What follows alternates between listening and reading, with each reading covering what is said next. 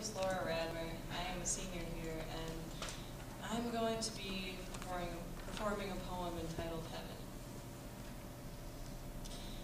I was at the dentist's office recently, and while I trained my eyes on the ceiling, trying my hardest not to focus on the dull scrape, the shriek of metal across my teeth, I found myself instead focused on some frankly awful music. Repeating the same lyric over and over until it was seared into the innermost fabric of my mind, it said, "Heaven is a place on earth." Maybe you know it. Heaven is a place on earth. Heaven is a place on earth. And I'm sitting there in this chair with somebody's hands buried inside of my mouth, the far end of a giant metal, who knows what sticking out. And I think to myself, that's a strange notion, isn't it? And I think, and I ask no one in particular, is heaven really a place on earth? Sort of in the same way New York is a place in the United States. And I find myself on the edge of liking the theory. Because sometimes I think people get too caught up with the slow pull and burn, the pain without the gain, and the unequal tilt of the earth.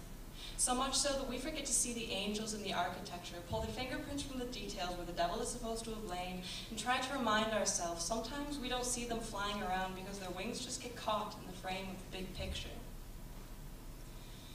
And all it takes is a small child who's still looking for Atlantis to say, maybe the world doesn't need such a precise structure anyway.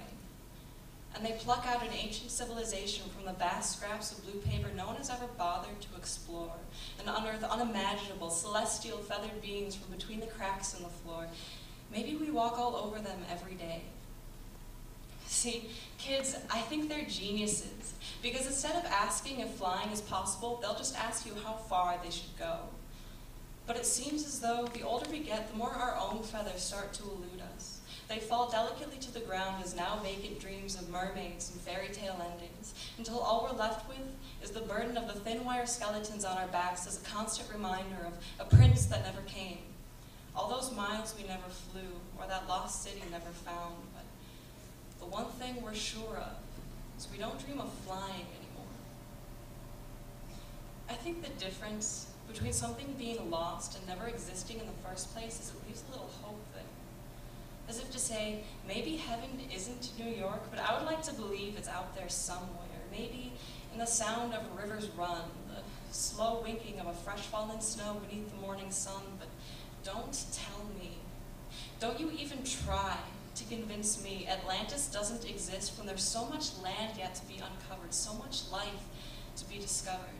Because the secret of the universe, as told by kids, is people and places, they don't really go missing on the face of that frameless map.